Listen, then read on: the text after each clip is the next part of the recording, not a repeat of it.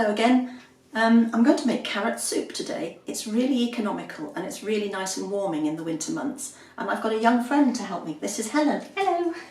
So between us we're going to cut the vegetables, and this is what you're going to need. So we've both got a chopping board and we're going to have an onion, which will need to be chopped. Helen's going to deal with a potato and a stick of celery. They need to be chopped to similar sizes. And then we've got about 700 grams of carrots. And I've gone with those ones that are not quite perfect. They're a little bit cheaper and there's nothing wrong with them. And actually, they taste great. If you're doing this in the summer, your carrots will have a sweeter flavour, so you don't need quite as many, but winter soup needs 700 grams of carrots. What about these? Oh yes, stock cubes. Now, I've got two, simply because, just to show you the difference really. This one is a vegetable stock cube, so that's good if somebody's a vegan, they don't want any animal products in there. Here's the cat. And this one is a chicken stock cube. I certainly wouldn't use a beef one, so either a vegetable one or a chicken one would work best. So we better get chopping really. So we're going to start by chopping the vegetables. Now it's really important that you stay safe while you're chopping, so do remember to use a bridge if you're doing potatoes and when we get to the carrots as well.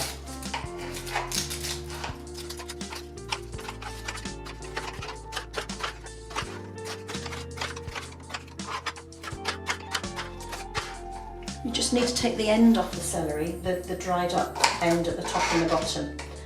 That can go in the compost, and then go down your stick of celery and then go across it. That's lovely, good.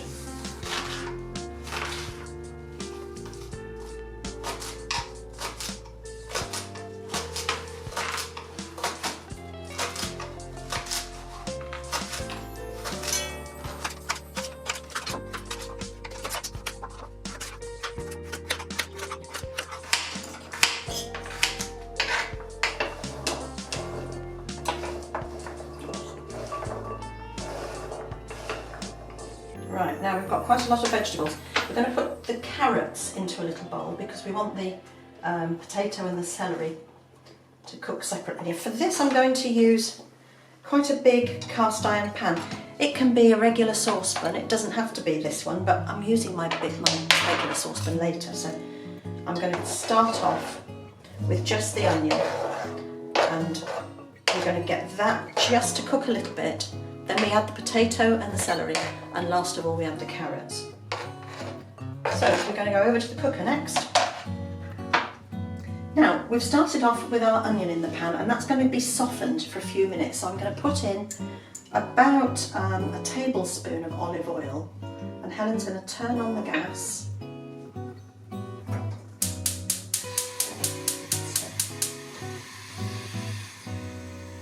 And just give that a little stir. Now what we are aiming to do is soften the onion without it colouring too much, because it just gives it a slightly caramelly flavour that you don't really want. So it could take you 3 or 4 minutes to get these to soften, become a bit transparent and just begin to develop their flavour. Now our onions are beginning to soften, they're becoming a little bit sort of transparent as well. So at this stage we're going to add the potato and the celery. There we are. And that gets stirred around as well. Stir it about a bit, get your potato chunks broken up and separated. And now we add the carrots. That's a lot of carrots, isn't it? It is a lot of carrots, yes. Well, that's why it's called Carrot soup.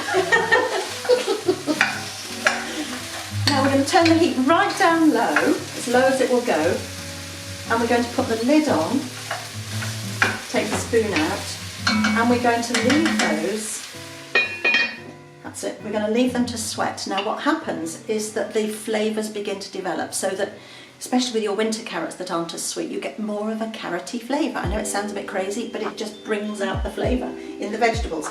So 3 or 4 minutes for that.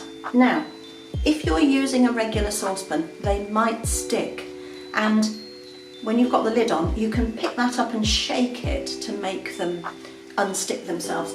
Can't do that with this because it's far too heavy. So every minute or so, just lift the lid off and give it a stir, just to make sure they haven't stuck to the bottom of the pan, okay?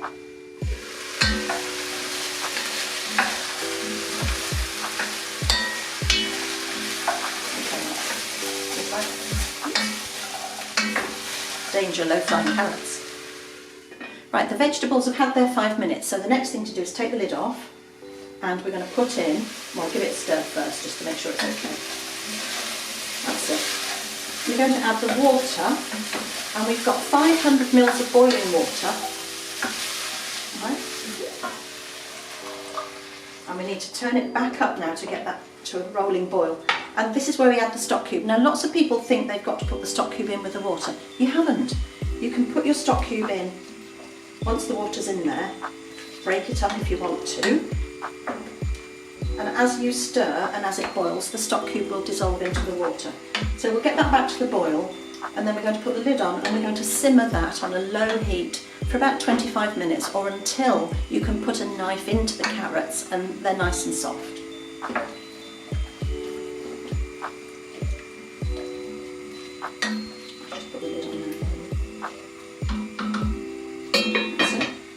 Right, there we are, we'll set the timer. There we are. Okay, right, here we go. We've had 25 minutes. Oh my goodness, look at that. Smells interesting, doesn't it? Yeah. Now, the next thing to do is to blitz it with a stick blender. If you haven't got one, you can do it with a potato masher. It will take that little bit longer, but be careful when you're doing this because it might splash. So here we go. Are you ready? I'm ready. Okay. Oh, just. I better turn it on. Right, here we go. Let's go. Yeah, I'm going to just move that a little bit. These things are really useful. Now sometimes you find that they're made of metal, and if they are, be careful if you're using them in a non-stick saucepan because they'll scratch the non-stick. This is a plastic one, I've had it for years. Do you want any lumps? I'll have a few lumps, yeah, that proves it's real, doesn't it? Right, there we are. Got pretty much all the lumps out. Now, we need to make sure it tastes nice, so we're going to have a little bit of a taste test. I've got some spoons ready. That's really hot. Oh, excited. Looks good. I'm going to go around the edge. It was lovely. It's quite sweet, actually. I think I'm going to put pepper in. A few twists of pepper. There we are. Now that's ready to serve. If you want to make it earlier in the day, you'll need to bubble it up again, obviously.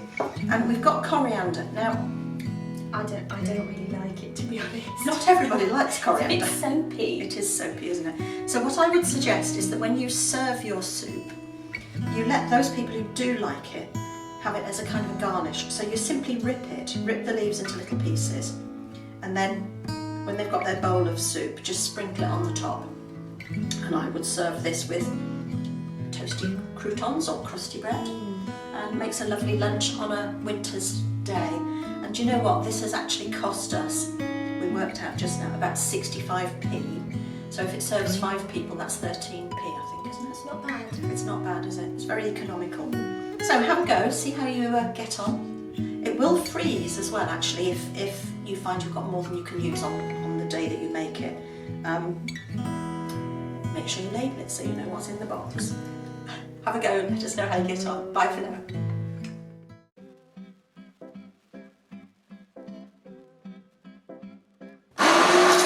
Taking age. Sorry.